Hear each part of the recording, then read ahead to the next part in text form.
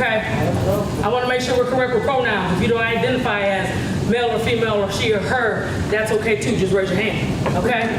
Okay. Who in here, are you all system leaders in here? Raise your hand. Do you all work for an organization, or are you here as a parent? Here as a parent? Here's an organization. Okay, so it's a little bit of both. Good. Okay, so I think the presentation is tailored for both, so we'll be okay. I don't know why I know your face, but I know your face. What's your name? Man, you was on the Racial Equity Council. Mr. Watson. So one of my clients in the room, and we started a Racial Equity Council for the county, Franklin County, who was a model county. And he was on the inaugural Racial Equity Council, actually one of the architects of Franklin County's recommendations for racial justice and IDA work, so DEI work. So thank you, Mr. Watson. And their chief diversity officer, I think, is going to come. So when she comes out, I'll introduce her to you. You can talk to her about anything you want to. So we're going to do some cultural competency work today, but not in a way that's going to be overwhelming, but in a way that we actually do cultural competency and connect. Is that all right with everybody? Yeah. Anybody ever did any cultural competency work? Raise your hand. Good. Okay, good. So, my big mouth. I'm Courtney Kerrigan. Can everybody see the screens? Yeah. All right, and I'm CEO of Raising the Bar Performance Group. We turned 6 years old in June. We do capacity building work. People hate the word capacity. We literally go in and build infrastructure and train up the organization for where in which it needs to go. So we literally, by definition, do capacity building work. We focus on training. You see me today. We focus on project management, and we do a lot of strategic advising. Strategic advising simply is building the framework and holding everybody's hand as they walk through. Simple as that. We are extremely hands-on. We are not a consultant firm that comes in and drops something in your lap and says, see ya. We try to stay with you so that you can do it. When you're ready, we're out of there. Got it? That's who we are. Before we get to conversation practices, I want everybody to take a deep breath, because I need to take a deep breath. I haven't had any coffee, so you're very lucky. You want me to go get you one? No, because I would scare them. You know me. Susan, I didn't even do Susan. Susan is one of the leaders that organized this on the commission. You're a commissioner for Fatherhood. She's also a head of child support for Franklin County. And I've known her for a long time. You're a great leader. I'm not shushing that. She's a really great, culturally competent leader. She's the kind of leader, if she doesn't know, she'll ask. You don't get that every time, do we? Right. Mm-hmm. So let's take a deep breath.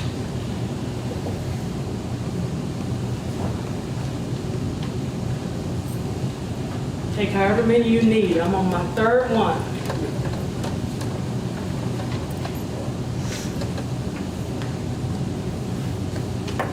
All right, so I was excited to see you today. I was hauling it on that highway, left in good time, so the rain didn't even stop me. Oh, girl.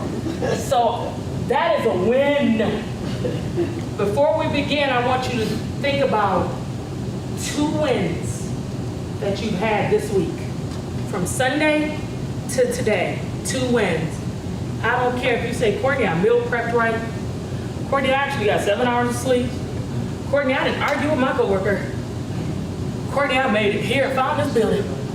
Because I don't know about you, but found this building. Think about 2 wins that you had this week.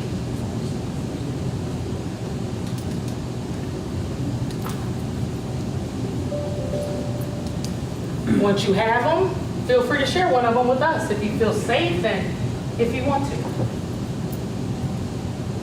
This is my first time overnight without my kids in 4 years. Good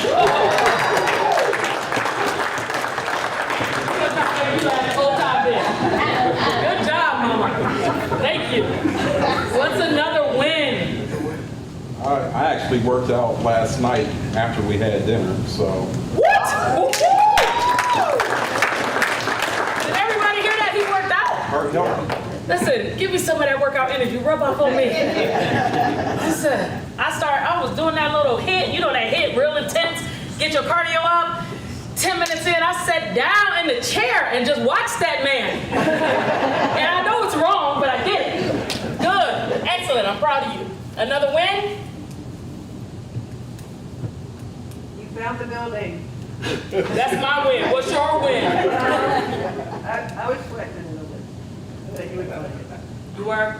Don't worry, you know I got it. I know.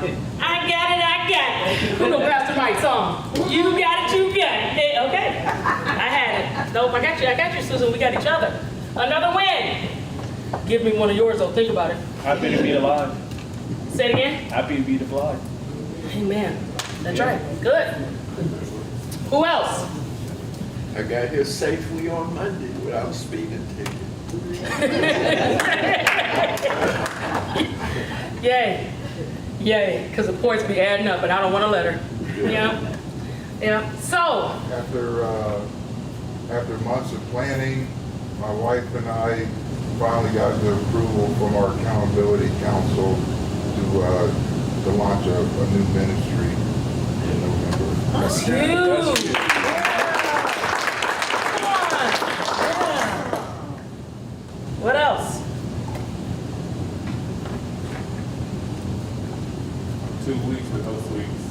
2 weeks with no sweets. Nice. Jeez. I know. Now I feel guilty. Anybody else? Let's get a couple more and then let's rock and roll. Since he brought up sweets, I'm 2 months without Pepsi, and I love Pepsi. I love Pepsi, but 2 months. That's a 2 huge months. win. Yeah. That's a huge win. Drugs. It was like drugs. I just stopped cold turkey. That's a huge win. That's a huge Now, win. you see me one this afternoon, don't nobody say anything. Come on in. If you don't have a packet, we'll find you one. We'll get you one. Sounds good. So, oh yeah, go ahead. Somebody I really respect, I got to hang out with last night, King Broswell. So we got some time to spend together at the cigar bar.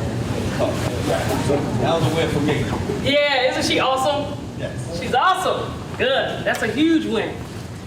All right, so this is what I think cultural competency is. It's an art and it's a practice of connecting to people. It is an art and it is a practice of connecting. I am an extreme introvert, but I can't do my job always being in my cave, which is my home, which is where I want to be. So I work at this every single day, and I've been in my field for 20 years, and you now see who I am. I used to be very transactional, come in, do my job, get out, because I only got a certain amount of energy to give you people. I got to get out of here. But you can't do this work and be disconnected in that kind of way. Make sense? All right, so in front of you, which is really hard to see, are conversation practices that, are we being videotaped? Sorry. Ooh. Okay, P's and Q's. still be safe. Everybody, let's make sure we're still safe. So what we're gonna do today, can you see those conversation practices? Okay, they're not in there. That's the definition. Our conversation practices today is all about us being safe and us being comfortable. If you can't see them, we'll figure out how maybe to turn out the back row of the lights or something. But I want to focus on 2. Be aware of your emotions, experience some discomfort, especially if we're sharing examples. Connect with your body, experience some discomfort. It's all right. We have all dealt with discomfort before, and we survived. Most of us, the discomfort came to a really good end, especially people in here who actually have birthed children. Expect unfinished business. I am doing competencies 4 of developing cultural competency. That's only the beginning, I believe, to our work. Our work is the everyday practice of it, which are some skills we're going to develop together, and then some best practices that I'm going to leave you with. So, can you see that quote? Yes. Yeah. Okay. Tell me what you think about that quote by Mark Twain. True. True, isn't it? Why do you say that? lived it from both sides. Absolutely. Absolutely. Interacting with little people, especially these new generations. What are Z, and are we back on Alpha? They are, I think they're extraordinary, but they are certainly something. Yes. So, let's talk about some skills. I don't know if you follow, this guy's name is Belief.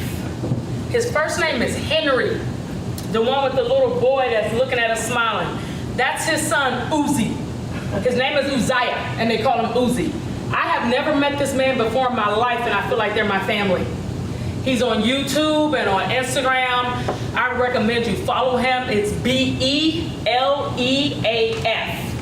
Beleaf. Spelled leaf instead of what we normally spell it. He gives honest, authentic lessons on fatherhood, and he's just, in this day and age, I think he shows cultural competency in a way that I haven't seen before in terms of how we connect with our kids and our spouses. So please use him as an example. This photo is from a Forbes article written by Richard Fowler that I think came out a year ago. So also look up the Forbes article written by Richard Fowler on fatherhood. It gives some incredible statistics that now that I know who's in the room, I wish I would have kept those statistics. So, I'm probably not gonna be able to show this video. That's okay. I'm gonna show us a video that gets us to talking about cultural competency and saves us some time so that we can talk. Is that okay with everybody?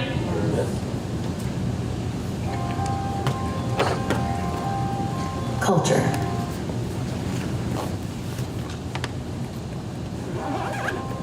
It isn't limited to race and ethnicity, though we often think it is. It is the set of experiences, family traditions, individual heritage, and community membership that is unique to every person.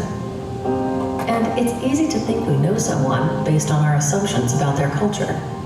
But each person is unique, and culture is not a fixed set of defined rules. If we treat it as such, our assumptions can lead us to create obstacles for others that we may not see.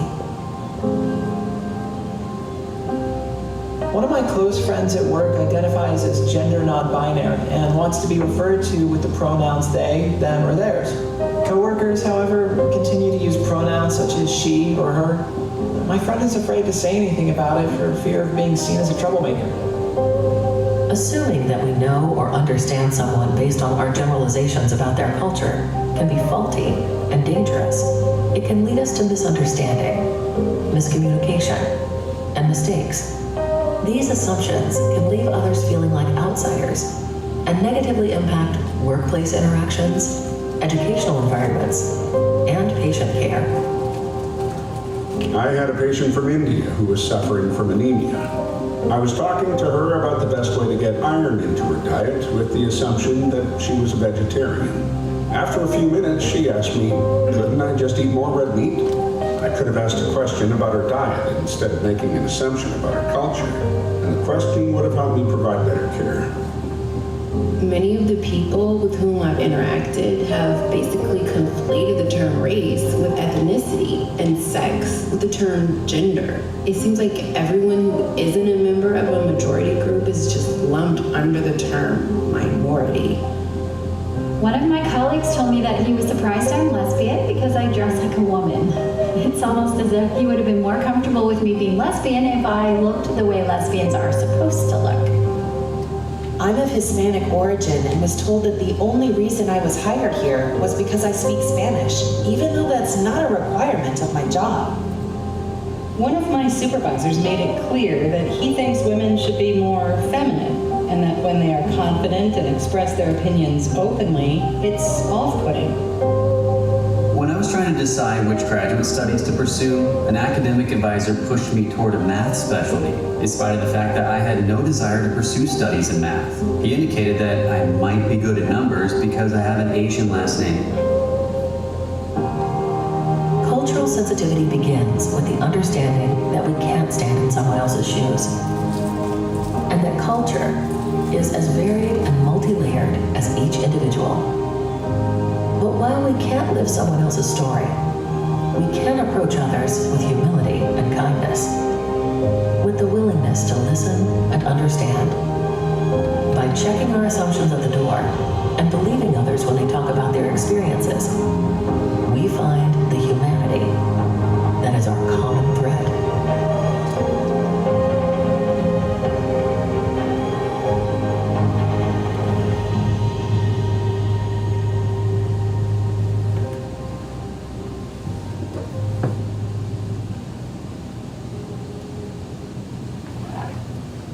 What are our thoughts about that video? That video almost made me want to just clap because it's so defining. And So defining? yes. Yep. And just full of truth. Right? Agree. What else? What are your thoughts about the video?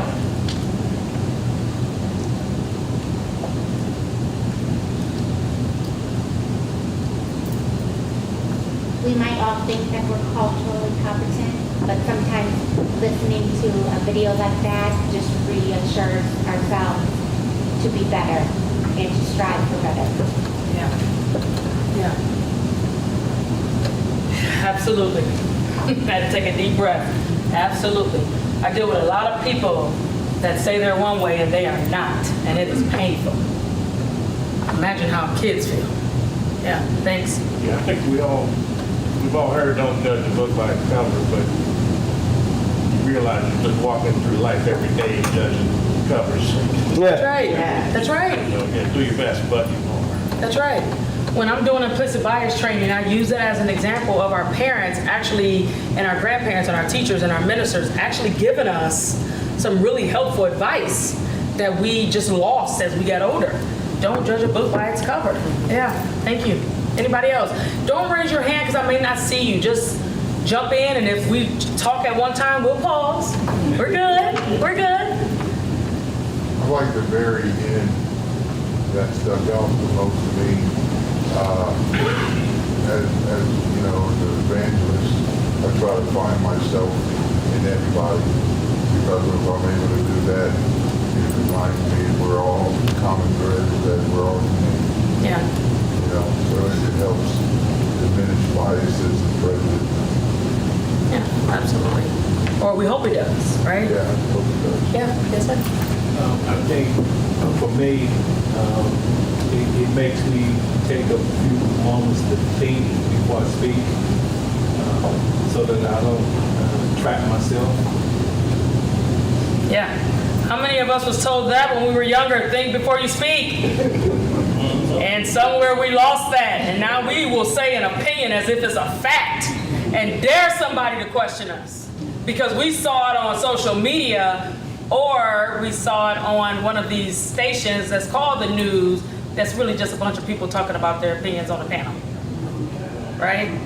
Think before you speak. Pause. Question. Should I say this? What is the impact of my words? Right? My intent may not be wrong, but the impact is what matters. That's excellent. Anybody else? Miss Courtney, give me a win today. How do I check my implicit bias at the door so that I can become culturally competent without judging and putting conditions? Well, I'm not going to give you a win. You're supposed to have your own win. But as a group, we can help you. Help him.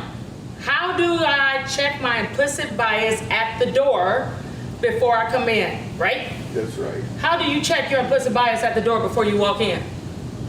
Understanding. Be open-minded. Start by recognizing you have an implicit bias. Start by recognizing you have it. We're guests here. This is your house for the moment. You're teaching us. We're not here to teach you. Come in as a guest and be polite and receive. That's right. Be polite and receive. Yeah, and that's any house, not just right now, but always go into anybody's environment. Be polite and be willing to receive. Very good. And not to be closed-minded, because we have to open up. Even though we see the young men walking around with their pants hanging down, still we have to say, okay, even though they present themselves, they may have still a lot of intelligence. That's right. Or their dad, or they're somebody's son. I mean, we have, I guess, you know, you have to check it. You gotta check it. Yeah. You have to check it. So I have two, one of which was already said, and that's recognize you have it. So if you already asking that question, you recognize you have it. Guess what? You did the second thing. It was just my second, which is my most important question. Always question. We have grown up and learned some behaviors, everybody. We don't even realize it's in our feet. We just act that way. And if you call us out on it, or in my language, if you call us in on it, we are clutching our pearls. Because I can't believe you said that. I am a child of God. I treat everybody equally. No, you're nasty. You must like Omega men. Your face stink. Straighten it up. Right? Right? So, question.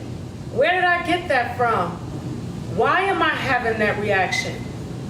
What happens if I say this? Is this my opinion or is it a fact? Did I find this from a reputable place? Or did I see somebody put this on TikTok and I'm making it a fact? Right? Did I hear a politician that is out here saying something? Am I repeating what they said? Am I repeating a talking point? Or did I do my work? Question, question, question.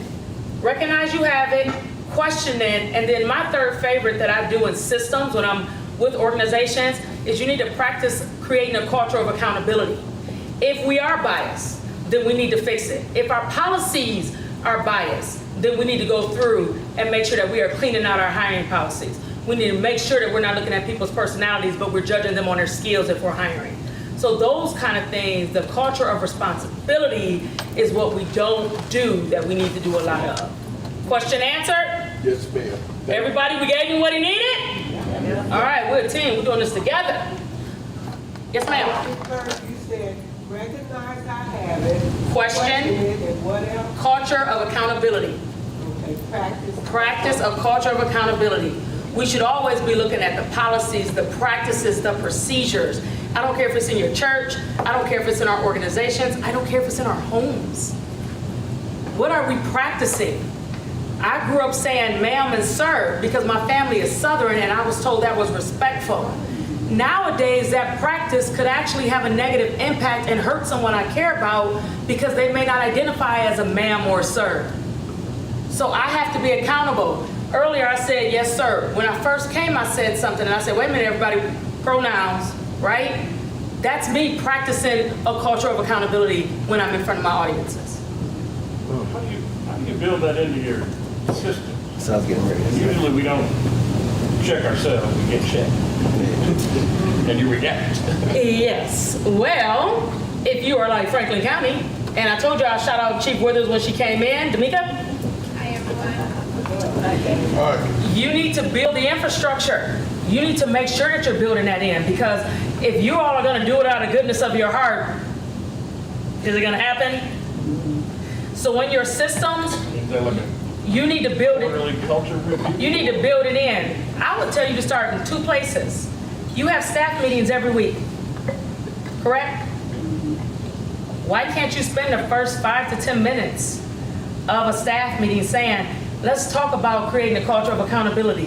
What did we do this week? My first question to you, my first exercise was what? Tell me your wins. Say it louder. Tell me your wins. That's right. In a staff meeting, you can say, how did we win this week being culturally competent? How did we win this week checking bias? How did we win this week advocating for the people we serve? That does not take a lot. It is those small, simple things. Create a council, like Mr. Watson. Create a council where it's not just all on you. You bringing more people to the table where they're taking it out to the streets, like Mr. Watson, like Susan, like D'Amica. Bring people in with you that'll do it. That's creating the culture.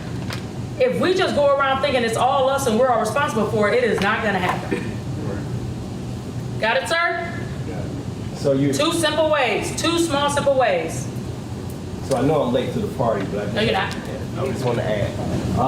So you're just making me think as I'm looking around this room, and I keep looking on the screen, the Hall of Fame, and I'm looking at these lockers, and something you just said, you don't have to do it all yourself. You don't have to do it alone.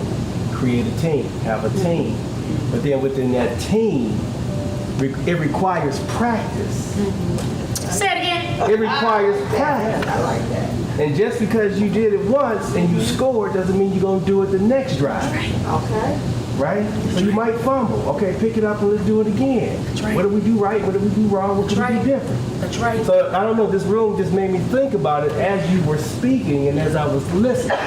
So I just wanted to add that. That's all. Policy, practice, procedure. I think people, they add those two, policy and practice, without separating, saying policy and practice. Or they'll say, well, let's update our policies and procedures. And nobody never practiced them. A good example is affirmative action. We created a policy that nobody talked about the procedure and the practice of it. And that's one of the biggest things we complain about because we are misinformed of even who benefits from it. Great policy never has been practiced correctly. But we will fight to the death again with that opinion of ours that we make a fact. Quick question, who benefits the most from affirmative action? Yeah, I'm sorry. Nobody, I hear nobody, who else? We all do, who else? The one that created the policy. Who created, the one that created the policy? Who benefits the most from affirmative action? Clearance time. Say it again. White man. Who said white women? White women. Statistically, white women. Wow. But it is always used against race as a bad thing. And race, people of black, brown, indigenous aren't even being the most represented from it. Practice. Good job. Can we move on? Definitions? Listen, I like our session because we kind of like all over the place, but it's fun, isn't it? Because you should be asking questions. We should be feeling comfortable to talk and have a conversation. That's how we learn and grow together. Nobody wants me just up here giving a lecture. That sucks. For me. It also isn't fun for the people. So let's keep talking. I'm confident in myself. I'll get us where we need to go. But keep asking questions because we learn from each other. Is that okay? We're all okay with that? Okay, so let's look at these definitions. They're in your packet for people who can't see because of our lights. So these are definitions of cultural competency. Cultural competency originally started out in the healthcare field, which is great. Now they're working on equity and health disparities, which is great. But then colleges and universities started talking about kind of cultural humility, which is great, but it doesn't take away cultural competency. Cultural humility, I think, is an action of cultural competency. And then we talk about cultural intelligence. And those are 4 skills that when you do them, you can adapt in any environment, talking to anybody. So that's kind of a little spectrum, if you will, of culture, competency, and words that you will hear around them. And when we hear words, I always want you to have definitions. So that's why they're in your packet, okay? It's tons of them out there. These are ones I like the best. So we're gonna be centering in on cultural competency with our time together. So in front of you is just a nice graphic I found online that really, I think, best shows what cultural competency is. It is that self-awareness. The questions I asked you earlier, who are you in the room? I wanted to know who you were in the room because I'm gonna do an exercise to ask you about your perspectives. Self-awareness. You are not culturally competent if you are not aware of yourself. I am who I am in every room I walk in. Am I not? Am I not? For sure. Every room I walk in, I don't care if I'm with the CEO, I don't care if I'm with a commissioner, I don't care if I'm with the janitor. What you're saying today is always who's walking in that room. I am very self-aware and I am very comfortable with me. To be culturally competent, you have to be comfortable with you. how you're gonna be competent and cultural and connect with anybody else. The second one is an awareness of others. Once you're comfortable with you, be aware that everybody not you. Kind of simple, isn't it? I hate that I'm being taped because somebody gonna watch this and say, that lady, I don't have time to be academic because I don't have time. Because we have to walk real, and I am highly educated. We don't have time to give you words that nobody understands. We have to talk about our everyday actions, how we navigate this world, okay? So awareness of others is recognizing in your family, your partner is not like you, and you know that for those who have partners. Your children, your brothers and sisters, your clients, not one client is the same. So be aware that just because you think this, somebody else may not. And that's okay. Why are we arguing over things in our world today? You can have your own opinion. I may not agree with it, but you can have it just like I can have mine. Right? So awareness of others. We still okay? Yeah. Good. I'm liking your faces too. Thank you. And the head nods, I feel a little. And then the last one is all about bridging these skills together. And that's what we're going to play with, our 4 skills that I think are really crucial in developing cultural competency. Still okay? Any questions so far? Good. All right. Now, can you see it? If you can't see it, it's in the packet as questions. Yep. So it's the attitudes, it's knowledge, it's skill, and it's awareness. Those are the 4 skills of being cultural competent. Those are the 4 skills to develop. Your attitude about it, your knowledge and awareness about it, and then actually practicing some skill. Any questions so far? Or any more questions? We already started asking. Can you say those 4 one more time? So it's knowledge. First is attitudes. Then what is it? Knowledge, skill, and awareness. I always put awareness and knowledge on opposite sides.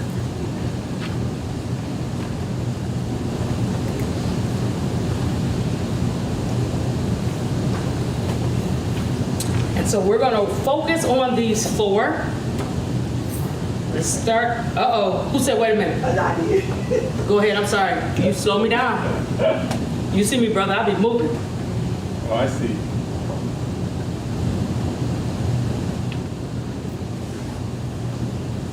Forgive me. Nope.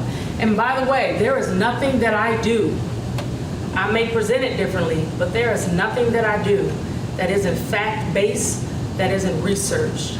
Just like you saw the university and the university hospital's video, you will see this anywhere online because it was researched and developed. You may see different images than the one that I created, but you should see this anywhere because it's been researched. Okay? So let's start with I think I'm starting you off with awareness. In your packet, I have a question for you. And I want us to break out in groups.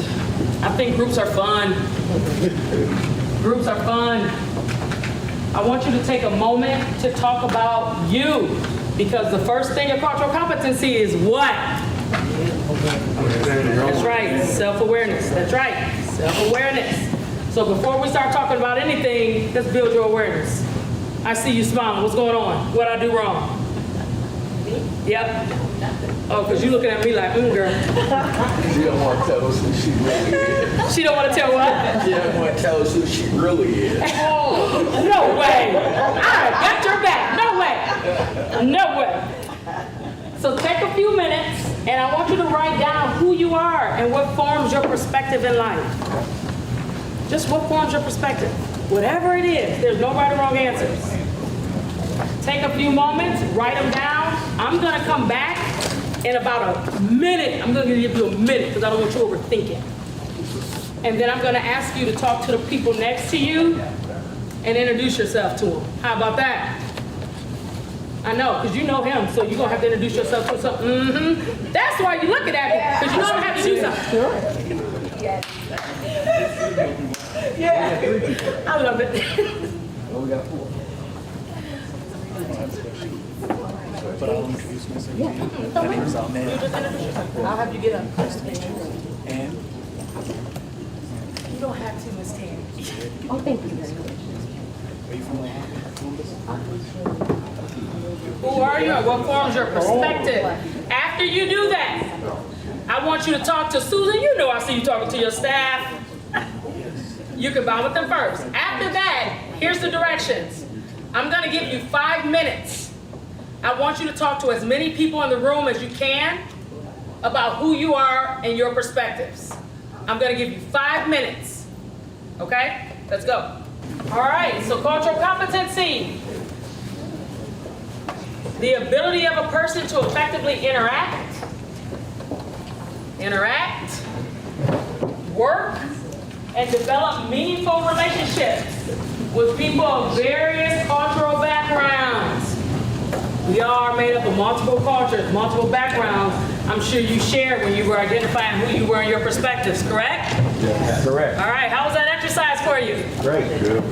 Good. Not good. You said not good, no you didn't. Why was it not good? Why was it not good? Talk to us. Because it's not me. Are you kind of an introvert? Absolutely. Me too. Absolutely. Yep. I as soon as you said this, you saw me sigh, and she came over and sat next to me. I know. And because this is not me. This is absolutely not me. And it had to make me, it made me have to step out of my comfort zone, which I don't like. Absolutely didn't like it, but I did it, and I gained perspective on people that I don't know, and so it was beneficial for me because this is not me. Did you find out who you were? And that was my thing, ma'am. I don't know who I am. I'm 51 years old, and I'm still figuring out who the hell I am. Or a part of who you are. So when I talked about my introvert earlier, you understood because we shared that. Absolutely. So when he talks about the practice of it, we got to practice doing this stuff. Because it's just a small component of us. It's a larger component of an extrovert. But culturally, this is a very small and uncomfortable component for us. Thank you for sharing. You didn't have to, and by you doing that means you are connected. And so I am connected to you. So thank you for sharing that. Big win for you just now. That was a huge win. Huge win. It actually brought a smile to my face because it made me think about when I was a kid in church, and the pastor would say, take 5 minutes and meet someone next to you, and I thought, I didn't recognize it then, but I wonder if there's more to it now. That's right. And I hated it then. Yeah, and I didn't like the elders, the seasoned. Self-correct in real time in front of all of you. Coming up to me and making me talk or pushing me to talk to somebody else. I wanted to scream. Yeah. What's your name? Mike. Ah! Hey, that's my favorite name. That's my nephew's name. Very good. All right. I should not be emotional. Good job, Mike. Very good. So our next one, attitudes. Attitudes. I'm gonna give Mike a break for a second. And when I say a break for a second, he still got to talk to one person. So attitudes. Think about what you do, what you value, your belief, and your fears, whether as a parent, father, is mom's in the room, or as an advocate. Everybody in here is an advocate for kids. Advocates for a bunch of us, I bet. So think about it. When we think about our attitudes, we've already talked about who we are, what shaped our thinking. Now, what's our attitudes? What do we value? What do we believe? What do we fear? What do we fear? The other day, whole neighborhood was in my garage. D'Amica was on the phone with me on her way to my house because she was so entertained by me and my neighbors, because I opened the door and on the little cliff of my garage, I saw Fievel. You ever watched American Tail? Anybody American Tail? I saw him running at me. This little black mouse was getting it. And I almost lost it because that is a fear. I value life, but not Fievel's. Fievel, whatever his name was. So I had to get my neighbor, her cat, and about 5 other neighbors came, and everybody had to go clear Courtney's garage, and I didn't park in my garage for a week. My neighbor Lindsay had to move my car that night because he hid underneath and was looking at us. And I ran down the street talking to her. That was my fear. I did not have a value for life at that moment. Make sense? Take a moment. Think about your attitudes and how you show up and how you show up in different situations. I'm gonna fight for life until he tried to come get me. And be honest about that. Let's be honest about that. Take a moment, think about it. Just share your perspective with one person. One person. Take a moment and then share. My brother, you're the center of the universe. Oh, man. First, Mike has given me permission to share. So I want to go and open him up, and he's been in child support for 6 months. And he says, I'm retired and I won't share where he retired from. And I said, Mike, let me tell you a secret.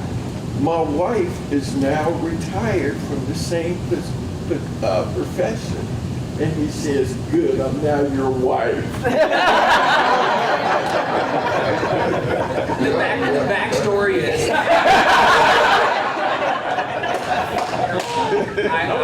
I retired as a police officer for 28 years.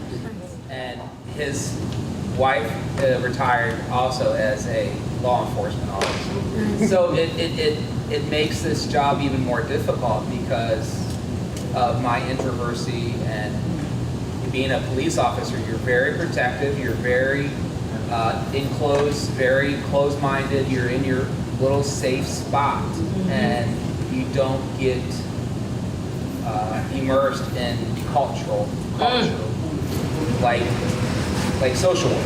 So that's why this is such a weird phenomenon for me. And like his wife, he's being introduced into the way she was as a police officer. So just like my wife, who's into social work, my wife is him and I'm his wife. So that's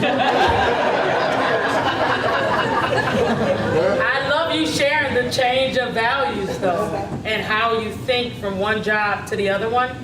When we do trainings with law enforcement, we did work with our sheriff's department, and that was something that came out as well. And I loved it, and I appreciate hearing law enforcement say that. And it needs to happen more in law enforcement, and they need to have more conversations about culture. Yeah, thank you. Mike, listen, wait a minute. Thanks, wife. Good. What else? Who else has an attitudes example? Yes. I'm kind of like Mike, and so I appreciate him sharing because it kind of opened me up a little bit. I value my passion, my kids. I believe in myself sometimes and God sometimes, and I fear I'll fail my kids and others. How many people feel like Charles? Yeah. Yeah. Yeah. Good. Thank you for sharing. And that attitude shapes how you interact every day. Yeah. Yeah. Thank you. So cultural humility, our definition on our definitions page, it talks about that lifelong learning about our perspectives.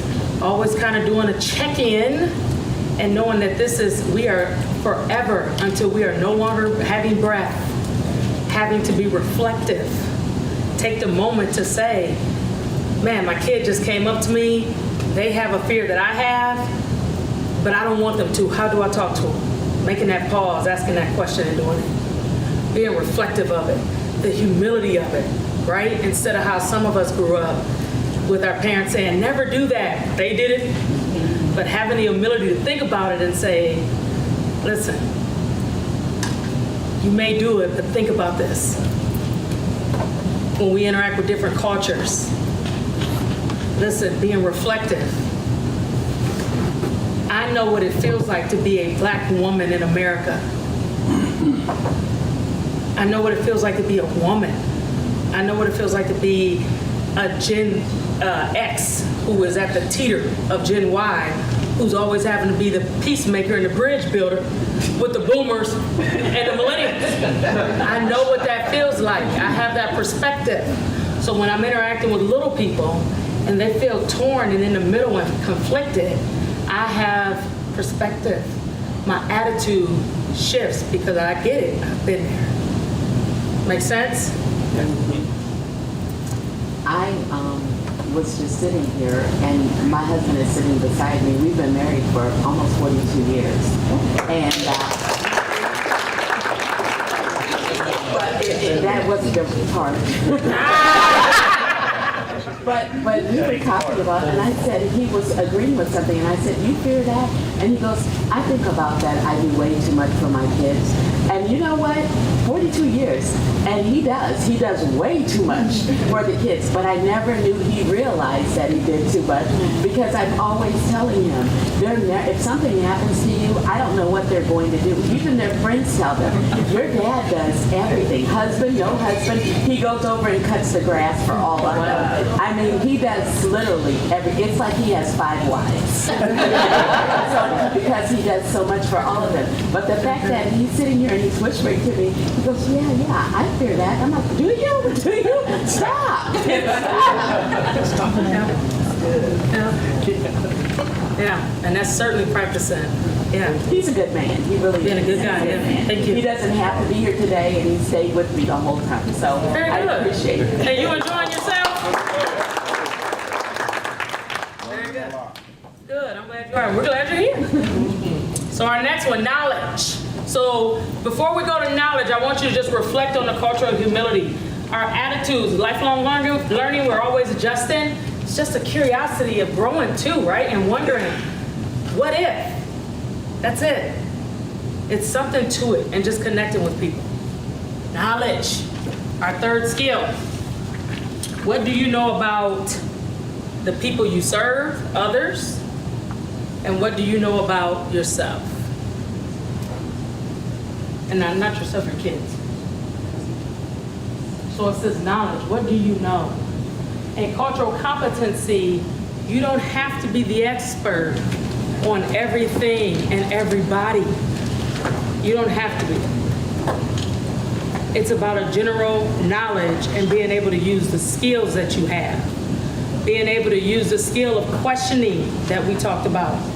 Being able to use the skill of not judging a book by its cover that we talked about. Well, I'm not the center of the universe. Why are you playing me? What are we missing? She has beautiful handwriting. Oh, Yeah. what am I I grew up where penmanship was a course. Well, thank you. You're right. And cursive, right? We no longer do cursive. Yeah. Thank you for sharing. You want to come up here with me? Yeah, that's what's big.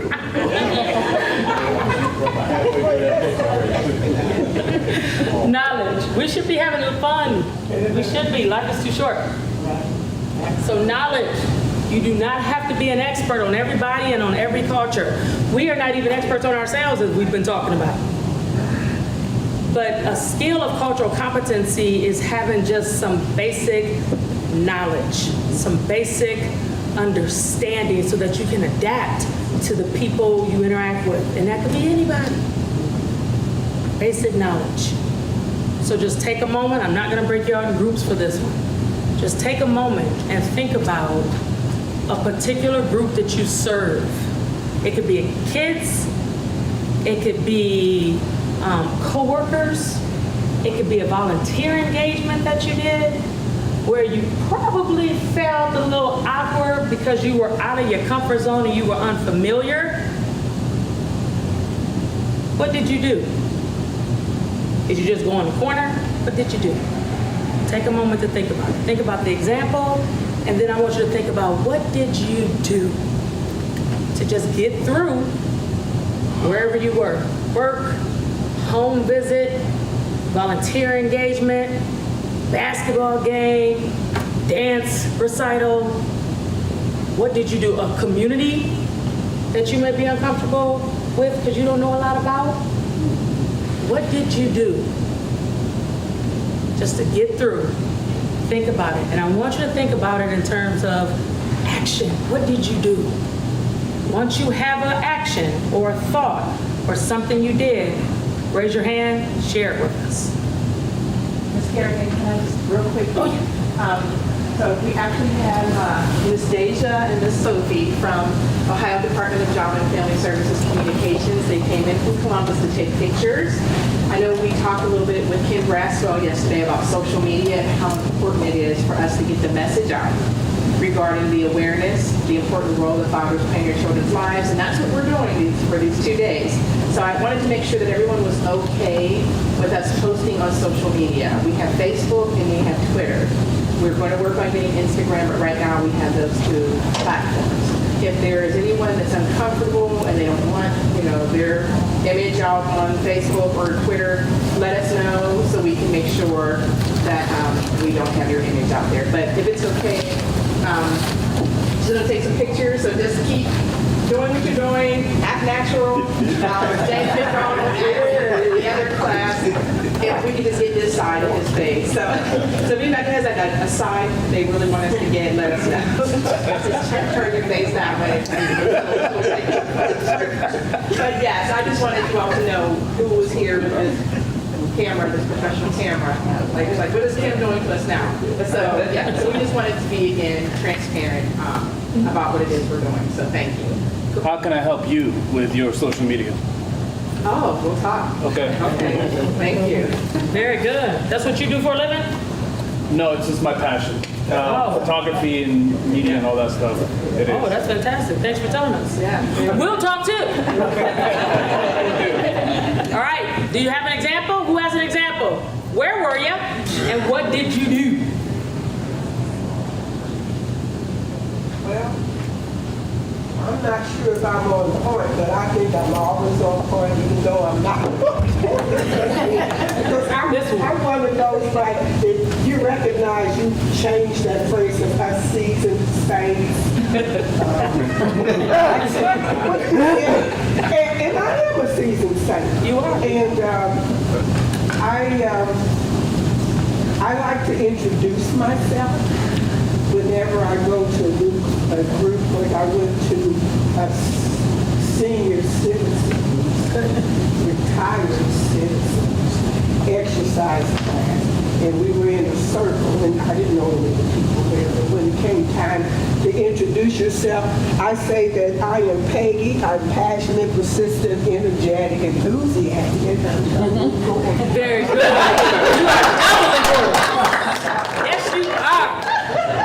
Yes, you are. And Miss Peggy, I changed up that question and you jumped right on it, so you were right on point. That's my mama. That's your mama? Oh, that's your mama? Stand up, son.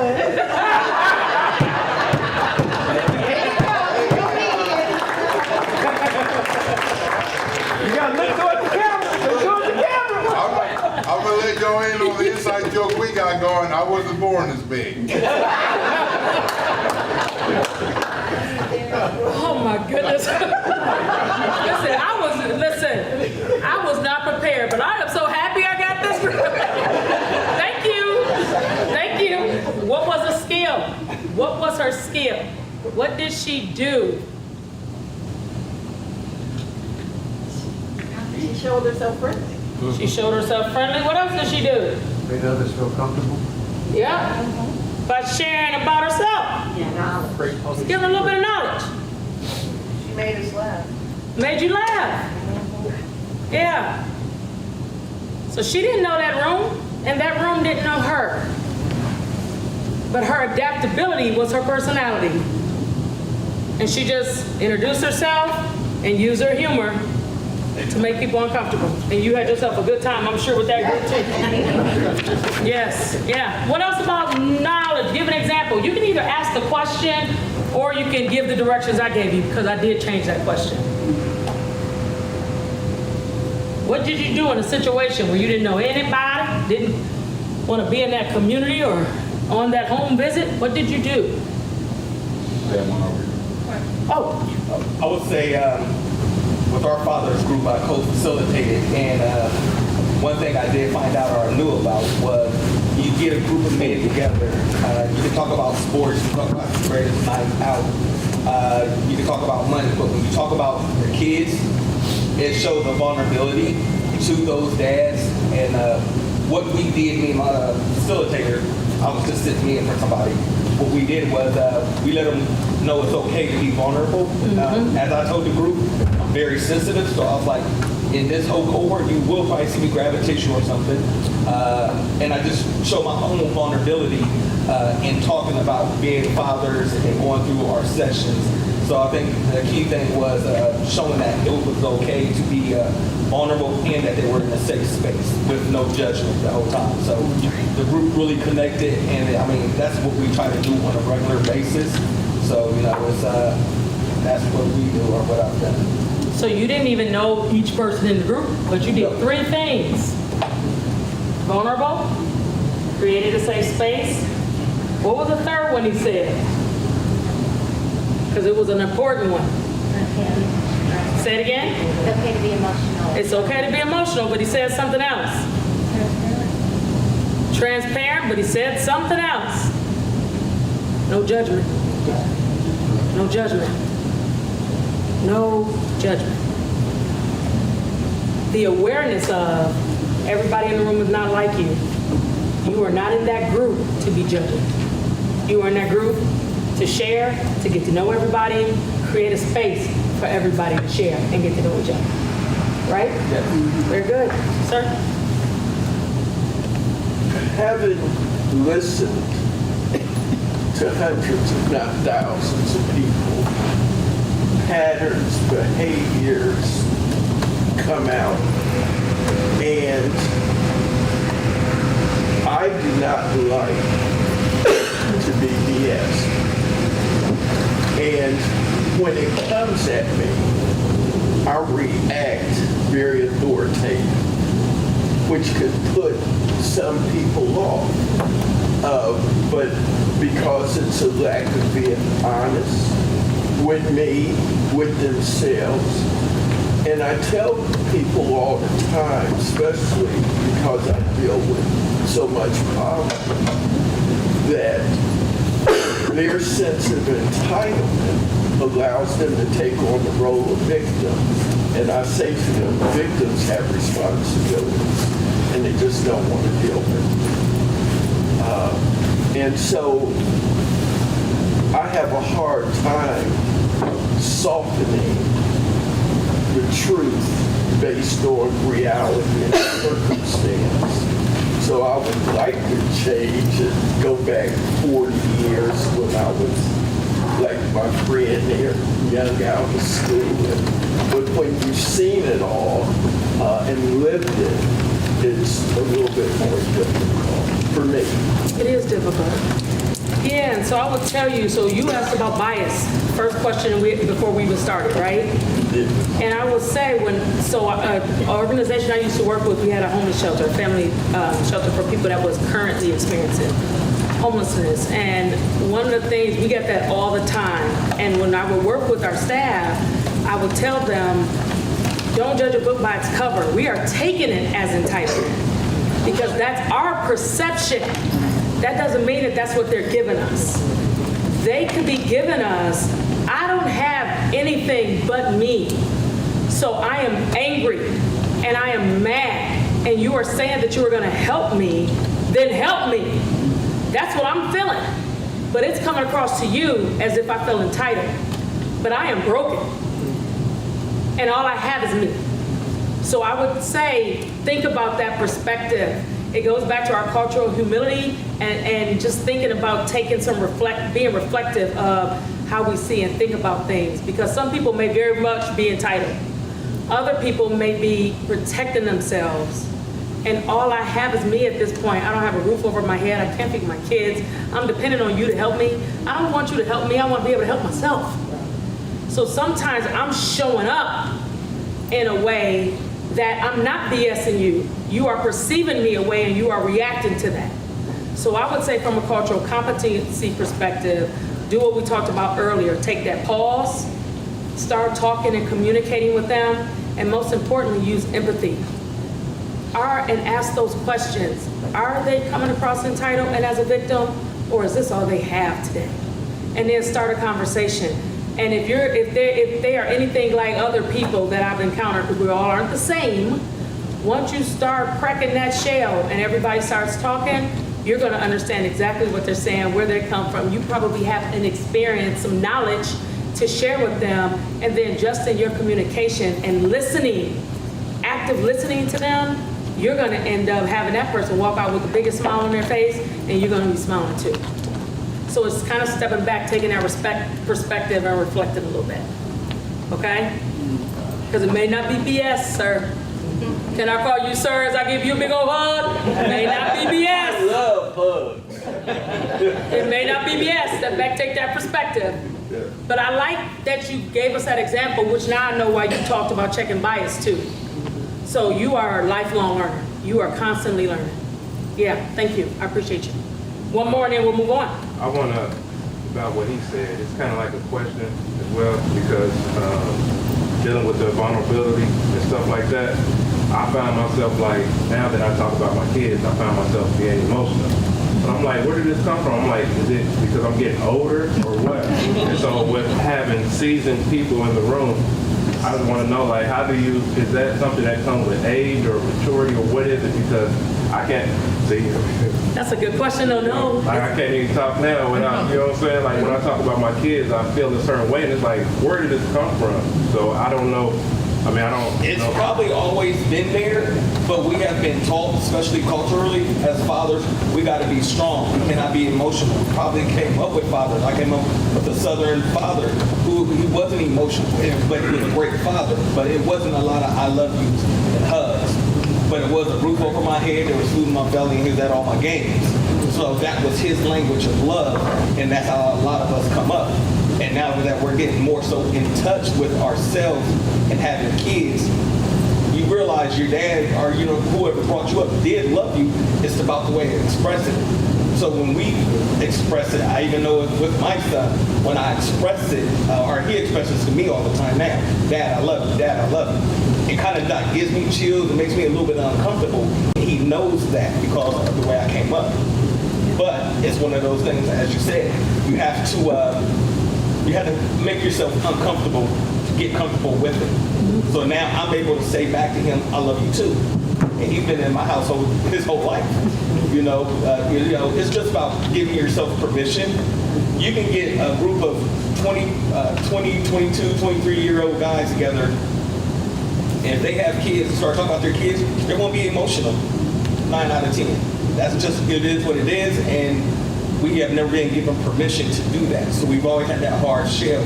So even as a young man, it's not when you get older, it's just period. That's right. And you're more, as you get older, you're more willing to be exposed. You're just more so like, I don't really care what the world thinks, and you can expose yourself more. And thank you for adapting, Dad. Yes. We need you to be culturally competent and adapt, because that whole hard shell in this world, I need you to hug me because I just got pulled over, and all I know is that I wasn't supposed to come home. Right. So when I walk in the door, I don't need you telling me to tough it up, you made it. Right. I need you to hug me because I'm about to break. Yeah. So it's okay to cry and be emotional. We should see that.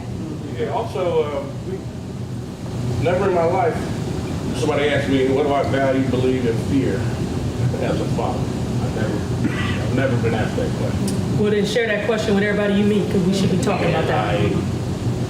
It kind of brought out some things. Some of the things I valued and fear were the same thing. Being able to provide for all the girls, or to have that taken away. And again, Youngest, they're 27 years old. And do the girls know that? I don't know. So share with the girls what you just shared with us. Share with the girls about the question and then let them know. Yep, very good, thank you. I have a quick question. Okay. And I want to the two fathers, and I'm also a father. When my daughter was 16 years old, first time she said I told her no. I don't think I've ever told her no since then, and she's like 42 now. But dads with these girls, do y'all tell them no? Yes, absolutely. I don't say no. They need to ask your mom. I'm just saying. Listen, first of all, your cultural intelligence and the way you adapted is good, but don't be throwing her under the bus. Good. How you feel, Dad? Okay. And then for the rest of the day, you got brothers around here to talk to. You got other dads to talk to, right? I see you nodding. I see you nodding. Okay. All right. So the last one is skill, which we all kind of talked about. How do you interact with the kids? We just kind of talked about it. It is a skill that should be happening because it should be what? Practice. Yeah, it should be practice, practice, practice, practice. So now let's get to it. Let's talk about some skills. In your packet, we have been sharing skills, we've been sharing perspectives, we've been sharing knowledge.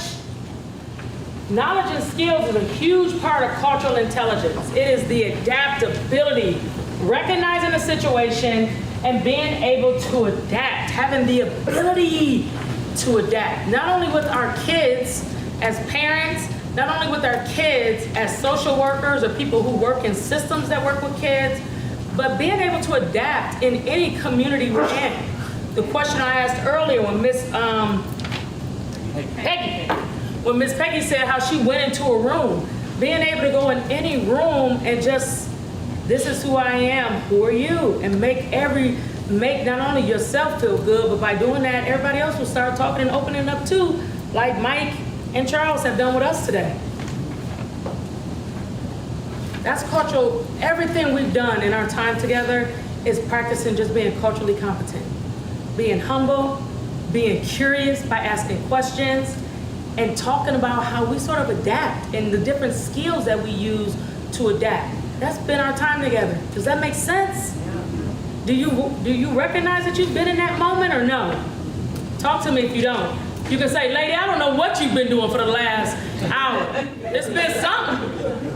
It's been fun. It's been fun. But do you recognize we've been in practice and in motion? And we can do this not just at a conference or a training. We should be doing this every day in every room, from the homes we live in, to the offices we go to the communities that we show up in. That's just being cultural competent and practicing it, okay? Now let's talk about some skills that I believe, based on research, are the ones that we should use. They're not on PowerPoint, they're in your packet. The last page in your packet. And the first one should be, is it empathy? Am I right? Yeah. Sweet. I was gonna say, do I even remember? Empathy. We talked about it. We've talked about it without defining it and saying what it was. But being able to show up and care about other people, being able to connect, even having the interest to connect. We need more leaders and we need everybody to be more empathetic. Everybody goes a long way and we don't have enough of it. Engagement. Engagement makes sense. That's what you've done this entire session. See how powerful engagement can be? Most conferences we go to, I don't know about you, I've been to some boring conferences where the person talked my head off and I don't know what was going on because they were not engaging. We should be engaging each other.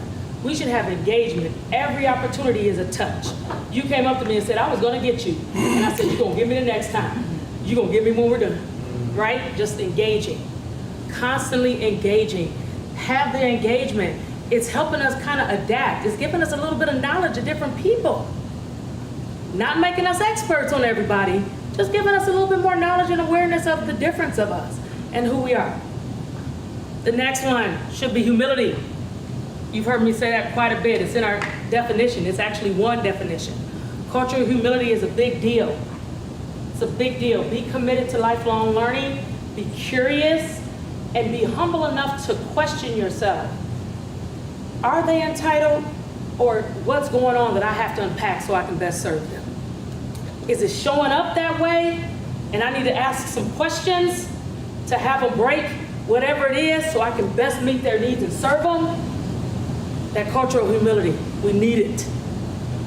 Any questions so far? Active listening. I literally gave you a diagram for active listening. On that diagram, you will see have more questions than solutions. My clients tell me on a daily basis, Courtney, that's a good question. As a coach, all I do is ask questions. As a consultant, I struggle because remember I said I'm that strategic advisor. In my head, it takes me 3 seconds to come up with an entire plan. She'll tell you. I can tell you how to go from A to Z in 3 seconds because my brain processes fast. Sometimes that's not what the client needs. They need me to ask them questions, hear them out, and ask them questions and then meet them where they need to go. Active listening is listening, asking questions so that you can help people get where they need to go. Everybody don't need our answers. Sometimes they need us to just help them get the answers that's in them. Right? You move seats. Yeah. You want to be closer to me? All right, brother. All right now, wait a minute. And the last one, we've been doing it the whole session. Communicate, communicate, communicate, communicate. All right? Those are skills that I think if we use those, they will help us be more culturally competent. They help us in our cultural humility, and they help us as we shape how we're going to be culturally intelligent to any and everybody we meet. My godmother knew I was doing this session. She knows how I feel about fatherhood based off of my dad, who is no longer with me. And she knows how he shaped my life and gave me my values and my perspective. And so she sent me an acronym. Daily application determines success. My dad's daily application of being empathetic when I was the heaviest girl in school, in 4th grade. My dad would say, wait till you get to college with that body. Now I'm bigger than I was then, but he was right when I got to college. He was right. Right? My dad communicated. My dad listened. Even as he was an attorney, so everything was a question and a debate. He was a master teacher of the Bible, so Paul was Paul. My dad would communicate every day, even if he would get mad at us and start talking in Latin, and my mom would say, David, those kids don't know what you're talking about. But it was a daily application of my father. So I'm leaving you with that. Our graphic designer made a bookmark that I left at the printers. But I have it. I'll email it to you. And you can make a bookmark. And I'll tell you one thing, if I can find the Kikos, I'll make them and bring them back. When are you done today? 4:30. If I find the Kikos, I'll bring them back. If not, I can give them to Terry. I'll email them to Terry, and Terry will email them out. That's how we'll do it. Thank you, Miss Terry. So that everybody can have it, I want you to print it, and I want you to think about every day. It's the daily application of everything we talked about that's going to determine the success that we have. How about that? How about that? Session over. In your packet, there's an action plan. I like for us to debrief on our own time. I think journaling is, from a coaching perspective, a really fantastic tool to reflect. So on your own, especially you, Charles, I want you to do that action plan. Just answer the question, talk a little bit more about the skills at the bottom, and then be great. Do what you are already doing. If you ever need me, they have my contact information. I'm here. I am going to ask one question as we close. As I leave, I feel what? As I leave, I feel what? Warm. Grateful. Oh gosh, I'm gonna start this way. Let's go real quick. That's how leave my field. Elevated. Enlightened. I feel good. Miss Peggy. Open. Equipped. I just said that. That's all right. But he's not you. Equipped. All right. Okay, Miss Terry. Wait. Whoa. Give me a high five. I'm gonna finish this side of the room and then here I come. That's all leave my field. Say it again. Encourage. Good. Happy. Inspired. Look at you. I knew you was with me from my A1 since day one. Equipped. And you're gonna have a great conversation with your daughters. I would love to hear. Yeah. Follow up with me on it, okay? Empathetic. Look at you. Educated, yes. Energized, yeah, I know, because we have been in synergy. Yeah. Mike. Curious, very good. Relationship builder. Relationship builder, very good. Motivated, very good. Full. I know.